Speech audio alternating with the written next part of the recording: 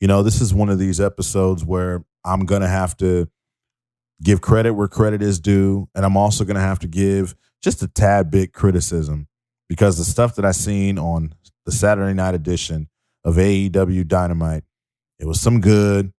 It was some bad. We're going to talk about it. Yes, I am doing this review a day late because I was too busy watching Bow Wow and Soulja Boy. I'm sorry. I couldn't miss that for anything. But ladies and gentlemen, welcome back to Within the Ropes. I'm your host, Brian Tronick, and yes, this is the AEW Dynamite review show. And like I said, I'm doing these review shows daily, weekly, whatever you want to call it. I don't know. And as I'm getting used to kind of being a one-man show, as some of you may know, I was not prior to doing this. As I get used to being a one-man show and kind of doing things on my own, speaking about these things on my own, I'm really, just trying to find my place, find my bag, trying to find my delivery, and things like that. So again, I appreciate everybody for listening. I appreciate everybody for tuning in. I know it's not, perfect, but we'll get there. We'll get there. And we'll start doing a lot more things as well. Like I said, I got a lot of shit planned, a lot of ideas, and we're going to have some fun. But in the meantime, let's get started. Let's not waste any time. And let's talk about this AEW Saturday Night Dynamite. They started off beautiful sunny day in Jacksonville. They started off with a backstage or look into earlier in the day where Alex Marvez is tracking down Sammy Guevara to ask him about next week. And he's then attacked almost immediately before Sammy could even get anything out of his mouth. He's attacked by Sean Spears with the chair.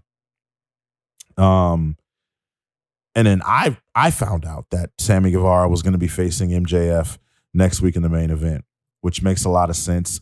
Sammy Guevara is white hot right now. I just don't understand. I feel like a lot of shit's going on in AEW, and they're doing a good job in terms of like making sure that the fans understand it. I feel like a lot of people in AEW, the fans are behind him. Sammy Guevara, I knew prior to when AEW started, like when he opened up, I believe, what show did he open up? Did he open up? I don't remember if he opened up Dynamite or if he opened up. No, I think he opened up Double or Nothing. One of the first shows as a company, AEW, Sammy Guevara opened it up, and I knew it just from that, like just his demeanor, his swagger. I was like, yeah, this guy's gonna be something. But then they some of them get lost in the sauce. Sammy, not necessarily, because he immediately got put in a group. He was immediately considered. And even Jericho once said that, he saw Sammy and he believed that he was going to be something. So him being in the main event with MJF makes a lot of sense. Like I said, he's got the people behind him, the Inner Circle or super mega babyface group right now. MJF representing the Pinnacle, the super heel group in AEW. So it should be interesting. But then we get to the first match, Hobbs versus Hangman Page. And there was a lot of offense on the outside by Hobbs. And I like this. You don't really see a lot of wrestlers put in a lot of offense on the outside, roll into the inside for like 2 seconds because they realize that the referee's count is almost to 10, and then just roll right back out. You don't really see a lot of that in any wrestling nowadays. So that was one thing that I took note of. That was one thing that I appreciated and I loved about this match. The one thing I did not love was that Hangman got busted open. Yet again, I feel like somebody in AEW is always getting accidentally busted open. And that's not cool. That's not safe. I don't like that. It's a little weird, especially when it happens on accident, because you don't know what shape the performer's in at that point. So you don't know if they're giving their all. You know that they're trying, but are they even in the the mental state or in the shape to even try and give it their all? I don't know. It's a hit and miss. It can make a match better visually, but it could definitely make a match turn for the worse. So I was a little worried about Hangman, but he seemed to be all right.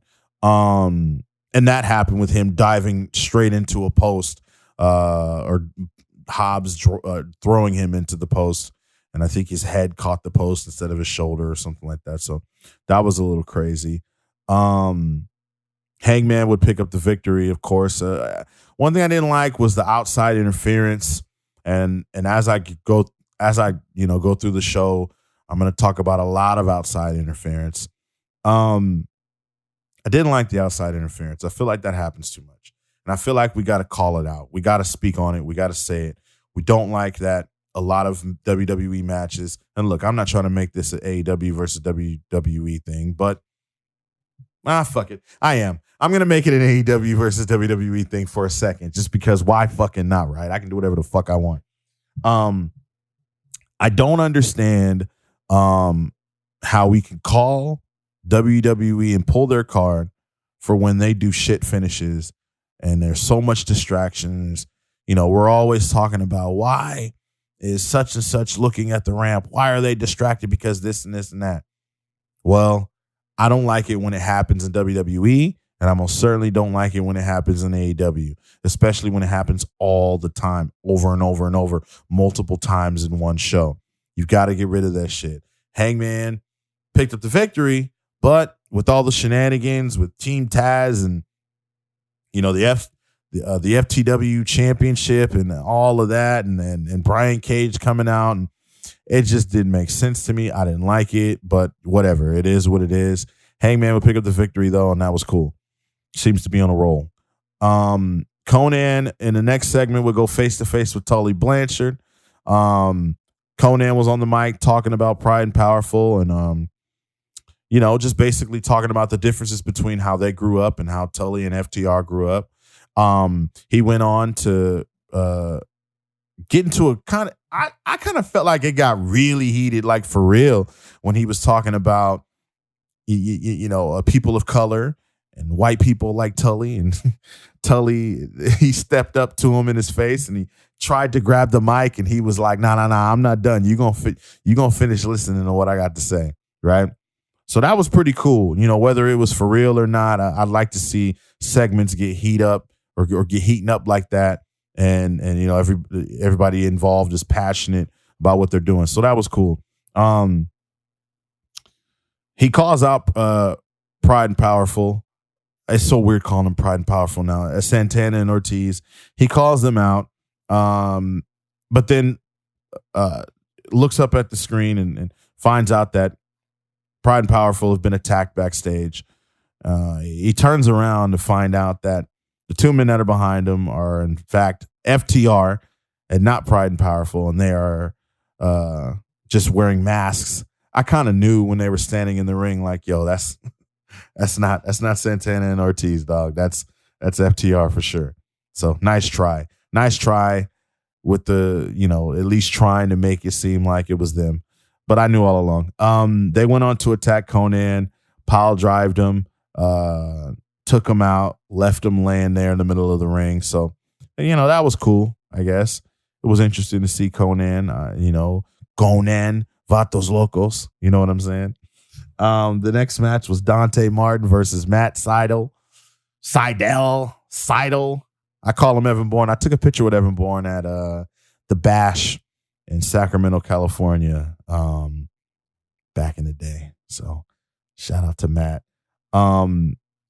Again, with more opening bout craziness, with Vicky Guerrero coming out after Dante Martin's entrance to call out Andrade and to speak about an announcement they had, but then he was interrupted by Matt Sydal and his entrance music. And at this point, I'm like, come on, bro. Like, what? We couldn't save this. Like, there's nothing about this mix. And I know a lot of people online were speaking of, okay, well, maybe this is to set up Andrade and Matt Sydal. Cool. You could have did that a completely different way, though. I would have much rather talk about shenanigans, right? Here I am. Now, I would have rather this type of shenanigans where I would have had Andrade come and attack Matt Sydal after the match. Considering that Matt Sydal picked up the win in a very, very interesting, high-flying, very good match. Dante Martin did an excellent sunset flip that I know that it caught everybody's eye, especially on the internet. Caught everybody's eye. It was dope. I liked it. I believe they said he's 20 years old. Man, couldn't tell. That boy can go. But Matt Sydal picks up the win, and I was pretty happy about that, to see him win in a winning effort. He looked great. A lot of passion, a lot of emotion. And I like to see that. That's one thing about AEW is that they do, perform at a high level with a lot of passion, a lot of emotion. So that's cool to see. But just stay away from the post and opening match shenanigans. I don't like that. Christian was backstage with Jungle Boy. He told him that tonight's his night, and he doesn't think that he should be happy. He thinks he should be pissed off, because there's a lot of people that think he doesn't deserve to be in this position, including Kenny Omega. And then he went on to tell him to shock the world and win that AEW title. Typical babyface, underdog. You can do it. I believe in you type segment / promo from Christian and MJ, or I'm sorry, not MJF. Jungle Boy. I liked it. I didn't see anything wrong with it, but I don't know. I felt like they're clearly showing their hand here with who's going to be next up. One or two things was going to happen here. Either Christian was going to cost him, or I keep wanting to call. Why do I keep wanting to call Jungle Boy MJF? Either one or two things are going to happen. Either Christian's going to cost Jungle Boy the match, and then we're going to get a Jungle Boy Christian feud. And the only reason I say that is because of what happened in the Casino Battle Royal, right? He gave him a hug, bigged him up, gave him so much praise and love, only to backstab him and cost him the AEW World Championship, to then have a feud with Jungle Boy, which I think would have been awesome, right? Or he's gonna help.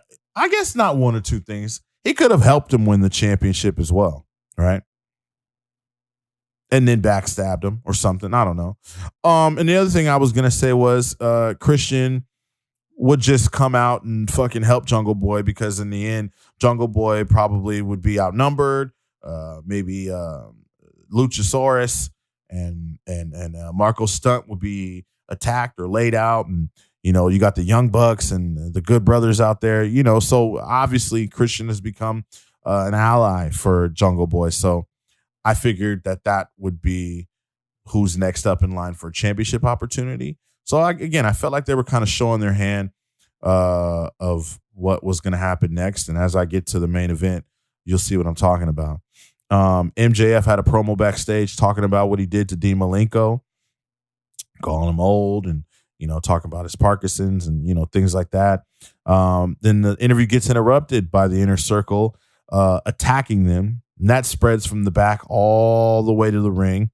And just as Sean Spears would come in to kind of make the situation lopsided, because it was 2v2, but then Sean Spears coming to help MJF and Wardlow, that would make it 3v2. Jericho was laid out. So was Jake Hager. And just as Sean Spears was going to attempt a chair shot to the arm of Jericho, Sammy Guevara comes to save the day, clears house as he should. Then he grabs a mic and he tells MJF Wednesday he's going to show him why he's the best ever, and you know it. And again, that's going back to one of his nicknames, the best ever. I like it.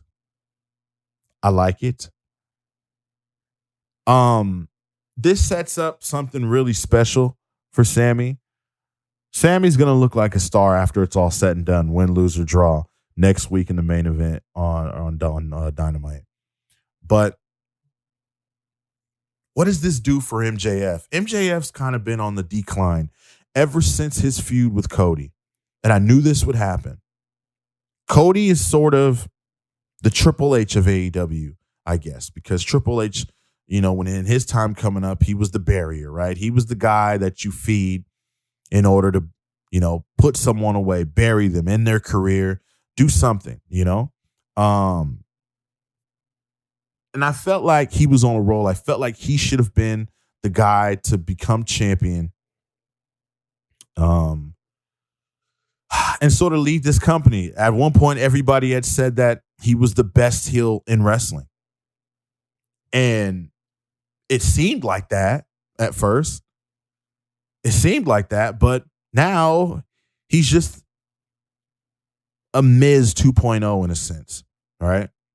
MJF ain't that great in the ring. Let's just kill that right now. He's not that great in the ring. There's nothing special about him in the ring.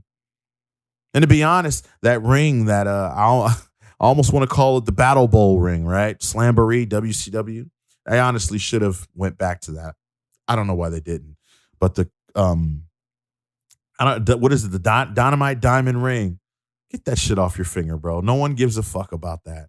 That is just as important as the fucking TNT Championship or, anything else. I don't care about that. I don't care about the ring. I don't care. Honestly, don't even really care about the Pinnacle. There's too many factions in AEW. The Pinnacle is not needed. MJF did not need a faction. It's not needed, bro. I get it. You wanted to do Blood and Guts, Stadium Stampede, all of that. Okay, fine and dandy. The Pinnacle's doing nothing for Shawn Spears. I don't believe it's doing anything for FTR.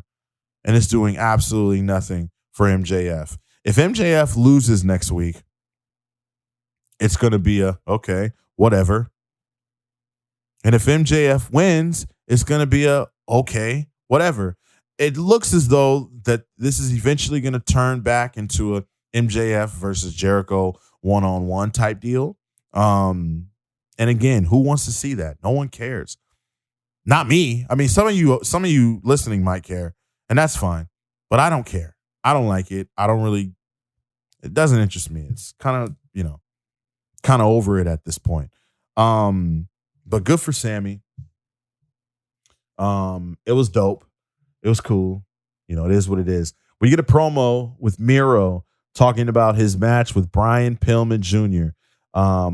He said he doesn't respect him, and he's gonna find out next week on AEW Dynamite. Look, man, Miro's doing a good job. I almost called him Rusev. Sorry, I'm just used to it.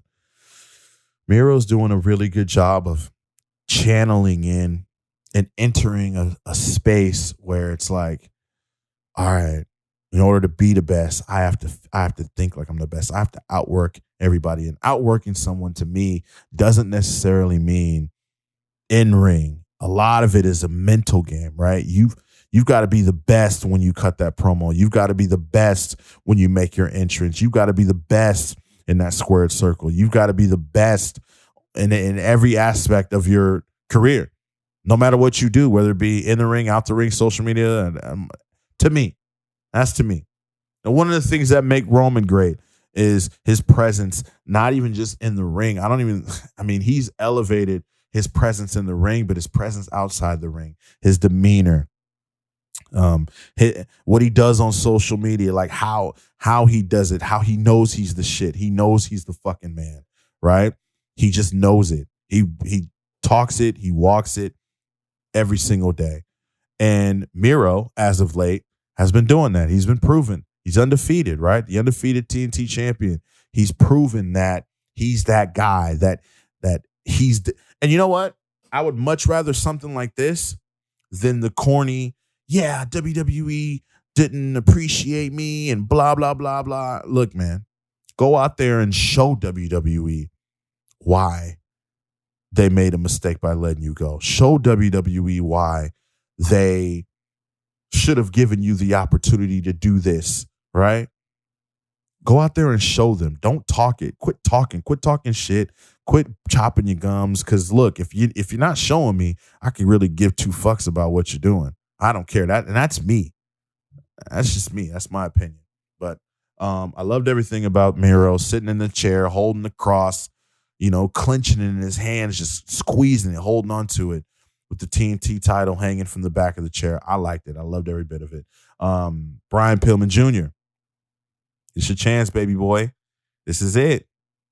TNT title. One thing I don't like about this TNT Championship Open Challenge little thing that he does or whatever, that's not necessarily an open challenge, but you get what I'm saying. The one thing I don't like about it is that it hasn't really been doing much for the challenger.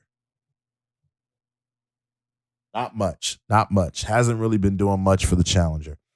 So hopefully going forward, we can see that this elevate, the challenger a little bit in some sense. I get it. I mean, you're the challenger. If you lose, it's not supposed to elevate you, right? But, I would still like to see something, especially with all these tag teams. Like, look, if you're a tag team competitor and you're getting singles championship opportunities, that's cool. But I don't want to see you get a TNT championship opportunity. You lose, but you have a fantastic match, and then you just go back to having tag team matches on AEW Dark. I think that's dumb as hell.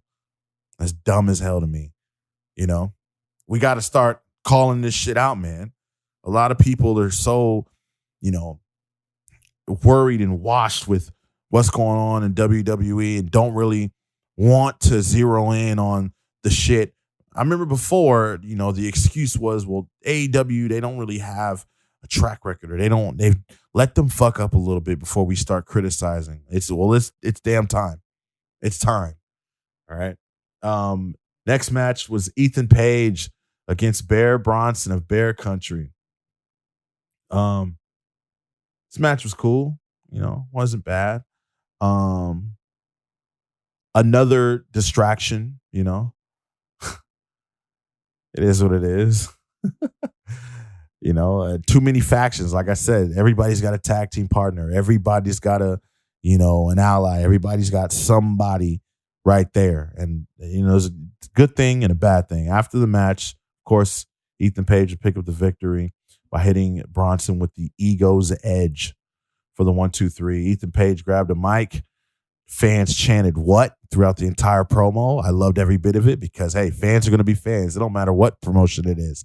So just because the fans chant "what," and I think everybody knows this, doesn't necessarily mean that, the segment or the promo is boring or that the person's not over. I think Ethan Page and Scorpio Sky are a great pairing, and I'm glad that they did it, right? Even though they have too many goddamn tag teams and factions.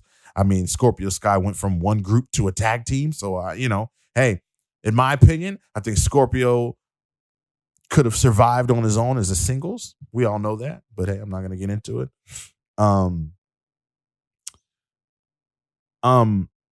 But like I said, he grabbed the mic and he said he's not done with Darby Allin. And he challenged him. He challenged him to a coffin match at Road Rager July 7th in Miami. Cool.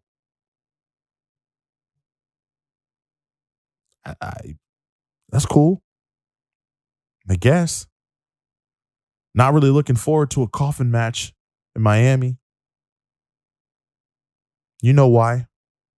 Not really looking forward to a coffin match in general right now. Too many gimmicks. Too many gimmick matches. Too many.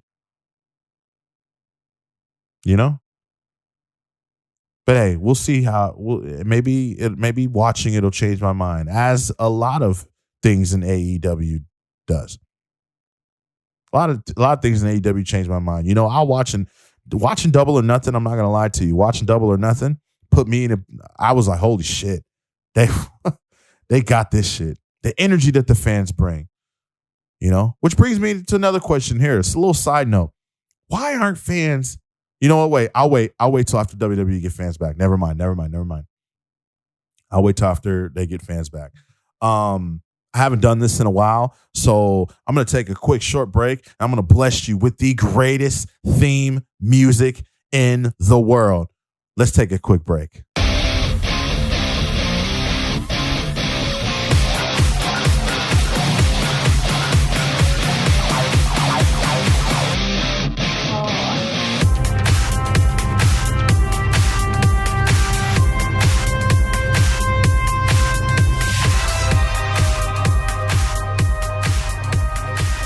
All right, you know how to bless y'all real quick. The Queen City. I just had to get it out. I had to. 100%. Let's get back into it though. The next match, or before we get to the match, I want to talk about the Britt Baker promo. Britt Baker and Rebel cut a promo talking about the upcoming tag team match against Nyla Rose and Vicky Guerrero. Look, pull the fucking trigger already, man. Give us Nyla Rose versus Britt Baker for the championship. Pull the fucking trigger, man. We know what this is leading to. We don't need to see Vicky Guerrero. This is just as bad as anything else. If this same scenario happened in WWE, we'd be talking about how much we don't fucking like it, how much we hate it, how much is bullshit, how much is boring, how much is this, and why are they doing this, and why are they doing that, blah, blah, blah, blah, blah. Get it over with, man. Stop with the shenanigans. Stop with the Vicky Guerrero bullshit. Stop it. Stop it. Nonetheless, Britt Baker and Rebel cut a pretty entertaining, funny promo. I love Britt Baker got that swagger, man. She got that swag. She really do. Kind of like Jade, right? Jade had a segment earlier as well with the dude that managing her. I forgot his name. But that confidence, that swagger, you know what I'm saying? That I know I'm the shit attitude. That's what I'm talking about. You have to have that.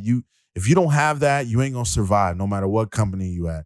You gotta have it. You can have the boostiest character, the boostiest finishing move, the boostiest everything. But if you got that swagger, you gonna be all right. You're gonna be all right. But the next match was the Bunny with the Butcher versus Kris Statlander with Orange Cassidy. And again, this match ended up having some shenanigans. And I should have fucking known. It seemed like every match on Dynamite had some shenanigans. Cool match. Not going to hate on it.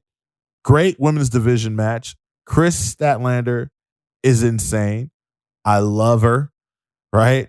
The Bunny, I'm not sure if they want her to be a valet or if they want her to be a wrestler. I don't know. That's another thing in AEW is that I wish that they would kind of define a lot of these women's roles a lot of the time. Like, are they valets or are they wrestlers, right? Are they managers or are they wrestlers? What are they? You could definitely tell the difference between the ones that they would like to do valeting more and the ones that they would like to wrestle more because of, how well they work in the ring. As far as chemistry in AEW in the women's division, I feel like they lack that. So the women got to, get in there and work a little bit harder and, gain some more chemistry because that to me is what lacks in the women's division when I'm watching a lot of these matches. No chemistry at all whatsoever. Just stating the obvious, stating facts. That's a fact. If you don't believe that, then you're an AEW shill. But again, like I said, shenanigans. The Blade gets on the apron to distract the referee as he passes Brass Knuckles, or more so kind of just like drops Brass Knuckles, under the feet of the ref. I forgot the ref's name, excuse me. I would call her by her name, but I forgot. The Bunny would then go to pick up the Brass Knuckles. Orange Cassidy gets in the ring, takes the Brass Knuckles away. Statlander hits the Bunny with the Big Bang Theory, which was, man, that shit looked beautiful. It looked great. When she hit that, I was almost scared. I was like, ooh, a move is good when that shit make you go, ooh, every single time. No matter who it is, every single time a move is good when that shit make you jump or clinch or anything.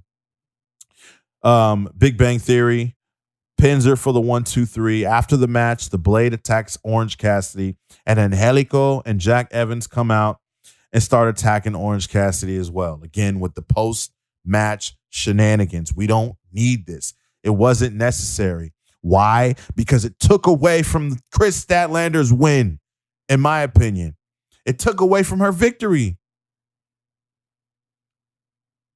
It did. You now have a women's division match where the beginning, middle, and end should be all about the women's division. It now turned into whatever beefs that Orange Cassidy got with the Hardy family and Butcher and the Blade and all that. It now turns into that. And in my opinion, I don't think that that's best. I don't like it.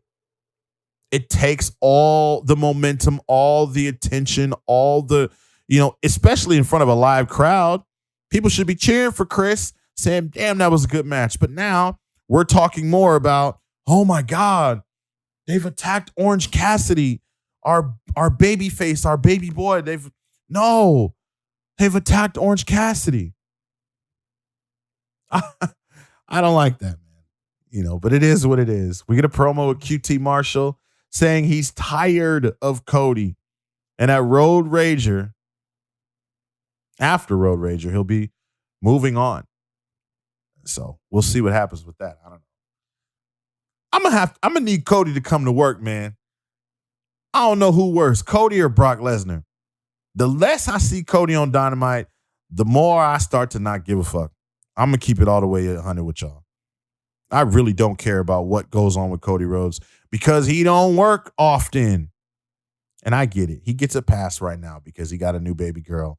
So congratulations to him on that. They mentioned a lot of babies that have been born. Renee and Moxley, referee Rick. I forgot his last name. I believe his first name is Rick. Referee who ref the main event. He just had a baby. So that was cool. They start going over to Eddie Kingston and Pentagon, having a little backstage promo ahead of their tag team championship match. Or is it a tag team championship match? I'm not sure if it's a tag team championship match, guys. I'm not gonna sit here and like do this and look for you guys. I don't know. Maybe it is, maybe it's not. I believe it is a tag team championship match. Kingston says that he knows that the Young Bucks, all that they care about, is their tag team championships, and they have egos. He goes on to say that they'll take care of that Wednesday. And he kicks it to Pentagon, and Pentagon says what he says, and they end it with a settle miedo. Right? So, that is what it is. Again, let me say something. One thing I don't like also is, wasn't he with Moxley? Now he's tagging. It's like the Death Triangle can't stay healthy for Pentagon, Phoenix, and Neville can't stay put. I guess Moxley gets a pass, but that doesn't mean you have to put him straight into another tag team with Pentagon. I don't like it. It just don't make sense to me. Make it make sense, right? Like that seems to be a popular saying in the internet wrestling community. Make it make sense. Come on, man. I get it. They're friends, they're buddies, best friends, yada, yada, yada, yada. But you can't be fucking friends with everybody, bro. So, you know how I would book this? You know what I would do? I'll make Eddie Kingston turn on Pentagon and have Eddie Kingston join the Elite.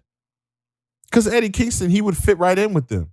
I think that he would kind of reinvigorate or make the Elite and that this whole story more interesting. I think he'd be a nice muscle behind Kenny Omega. I don't know. And then guess what? You got something interesting for when Moxley comes back. He's like, you betrayed me. You left me.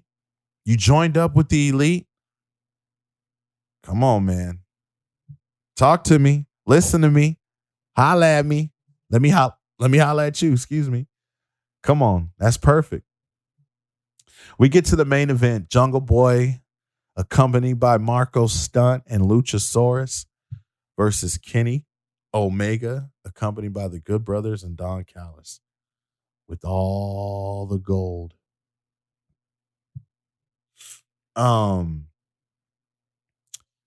This had Big Fight Feel written all over it. Before the match even began, after the bell rang, the referee tells Marko, Stunt, and Luchasaurus that you got to get out of here. Followed by the Good Brothers. They're gone. It's over with. All right? So that was cool. It was a good touch.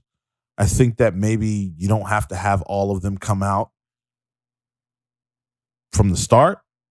Like I said, less is more sometimes. And like I said, this was a big fight feel. And if you have two guys like Kenny Omega and Jungle Boy, and Kenny Omega's not really taking Jungle Boy serious, obviously, and you got Jungle Boy, who's the ultimate underdog and, who's looking to go out there and prove you don't need all the extras. You don't need it. You don't want it. You want to go out there by yourself and prove that you want to be focused, zero in on the task at hand. You don't want to be distracted. No distractions, right? So I would have liked it if they didn't come out at all and we just got this match started. Kenny Omega did a lot of hair grabbing during this match. A shit ton of it. And I liked it. Jungle Boy has a lot of fucking hair. Pull it. Use it to your advantage. Right? Use it to your fucking advantage. I absolutely like it. V-triggers. All types of V-triggers. All types of suplexes off the top. I love it. This match was a banger. I actually watched it 3 times. Well, 2.5. Because after I was done watching the verses between Bow Wow and Soulja Boy, I went over to watch the very end of this main event. At one point, you start to see Jungle Boy, get you to think like, oh, is he really going to become world champ tonight? They mentioned that Brody Lee had become TNT champion on the last Saturday Dynamite. So, hey, anything can happen. Anderson and Gallows come out, but are immediately intercepted by Frankie Kazarian, which what do they call him? The elite stopper. Marko Stunt. Luchasaurus come down to the ring. They're brawling with Gallows and Anderson. So again, more shenanigans, right? More distraction. But I guess in a situation like this, one thing that I can compare it to is Goldberg and Hollywood Hogan on an episode of Monday Nitro when Goldberg was going for the championship and every single NWO member came down to the ring before Goldberg would end up putting Hogan in the jackhammer. I mean, the fucking Georgia Dome came unglued. Holy shit. They could have blown the roof off that place, how electrified and how excited they were for that moment, which is like one of my favorite WCW moments of all time. Hell, maybe I'll review that show later this week. But it kind of reminded you of that. So, I get it, but it didn't turn out the way Goldberg and Hogan did in many different ways. Omega goes for a one-winged angel and it's countered into a pin attempt. Omega kicked out. Jungle Boy then immediately puts Kenny Omega in the snare trap again. Right now, at this point, I'm like, yo, he's going to fucking win the title. There's no way. And me and my son are actually having a conversation. He was like, oh, this is predictable. Jungle Boy, he's not going to win. This is predictable. Yeah. And I'm trying to game him up. I'm like, yo, you don't know. You never know how things are going to turn out. You just don't. You don't know. You never know. And at this moment, I'm showing him and he's watching and I'm like, you see this? Jungle Boy about to win the title. He about to run away with the championship, right? Omega then gouges out the eyes, pulls the hair of Jungle Boy, right? Jungle Boy then kind of regains the offense. He put Omega on the top turnbuckle, escapes. Kenny Omega hits the Tiger Driver 98 and perfect, one of the most beautiful fashions. But I mean, it's Kenny Omega, right? I will say this. I don't think Kenny Omega is the greatest wrestler in the world, but he is indeed the best bout machine. You take that for what it is. He is indeed the best bout machine. Kenny Omega goes for the pin, but Jungle Boy then kicks out. Kenny ends up somehow, some way, hitting that one-winged angel and comes up with the victory. At this point, here we go. More Shenanigans. More. All the boys come out. We talking about, the Good Brothers and the, Christian Cages and, then Private Party, then Matt Hardy, the Young Bucks. They come and they super kick. Excuse me, it was the Young Bucks, not excuse me, my phone was ringing. Holy shit. It wasn't the Good Brothers, it was the Young Bucks. The Young Bucks come out, they super kick Christian, and then you got Private Party, and then you got Matt Hardy out there, and then they celebrate. Or Hardy hits Christian with the twist of fate, and then you got the Hardy family, and then you got the Young Bucks celebrating as the show goes off the air. No. Why? Because you just took away from the Best Bout Machines match. You just took away from all the hard work in a near 30-minute match that Jungle Boy just wrestled. You took away from that. You took away from that. I fucking hate this shit. You took away from that. And now I don't know what now we talked about Christian earlier. I don't know where this is going to go with Christian. Is Christian going to be the next challenger for Kenny? Or is he tied up with Matt Hardy? Is the Hardy family and the Elite, are they in cahoots? Are they working together? Are they really cool like that? I don't know. Honestly, Private Party, Matt Hardy, not working out for me. Hardy family, I seen a picture of how many people are in the Hardy family. Are you kidding me? Break it up. Disgusting. I don't like it. Not the move. But who am I? I'm just Brian Tronick, the host of Within the Ropes podcast that gives my opinions and stands over Charlotte Flair and, likes to talk about wrestling. That's all. That's all. That's me, right? But that is it for the AEW Saturday Dynamite special review, I guess you could say. We're a day late, but look, I still put the work in. I still watched it. I still did what I did. Saturday's Dynamite, I'll give it a nice 7. I didn't like the run-ins. Like I said, the shenanigans I didn't like. I feel like it took away from a lot of the big matches and big moments that did happen. Tony Khan's got a lot of WCW influence, man. A lot of y'all might not know, I was a big WCW guy before I was even a WWE guy. I could tell you more WCW shit, than I could WWE. And that's just because I fucking, I was a Sting fan. Yeah, I liked Hogan. I liked the NWO. I loved Lex Luger. I loved the American males.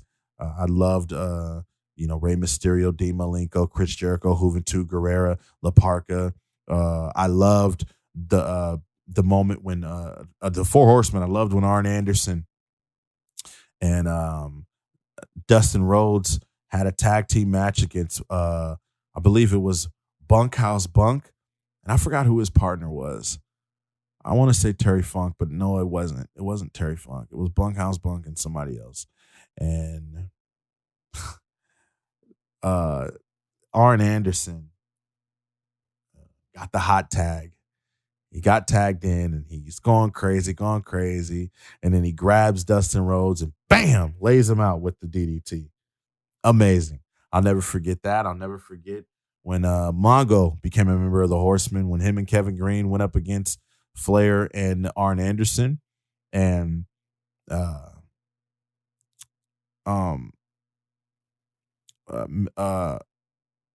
Miss Elizabeth and Woman took Deborah to the back. They kind of kidnapped her, brought her back out. She's dressed in a nice dress. She's got a briefcase in her hand. She gives it to Mongo and she's like, here, take it. It's a lot of money. And he's looking at the money. He takes it out. He looks, make sure it's real. It's like, woo. And Kevin Green's he's in the figure 4 leg lock and he's screaming. He's like, what are you doing, Steve? Mongo, what are you doing? And Mongo, bam, hits him with the briefcase. Great American Bash 1996, one of my favorites. But anyways, we'll get into more of my favorites.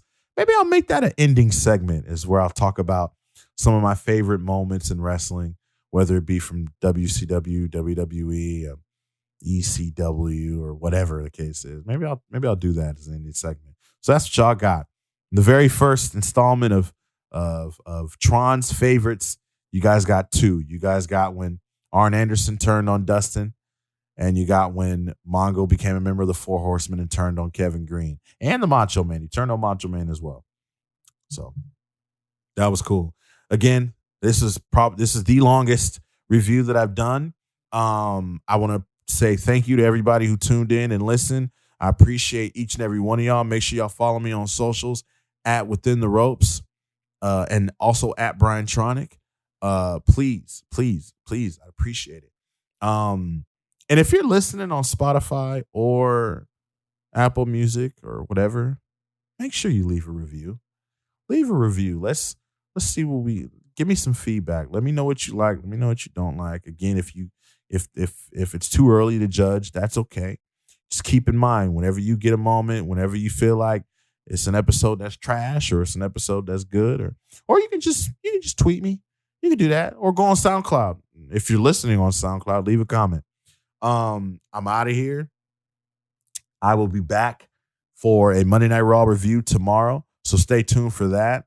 And I'm probably gonna look to do another episode, probably kind of reviewing my very first week, doing a review every day, and then maybe going more in depth in conversation of just little things that's been happening in the wrestling community over the last week or so with the WWE releases, speculation of Edge and Seth Rollins at SummerSlam, who's going to be Roman Reigns' partner, who I think out of the releases should go where and why, and yeah, that's it.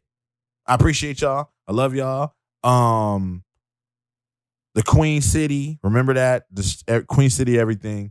And I will see you guys tomorrow. Have a good one.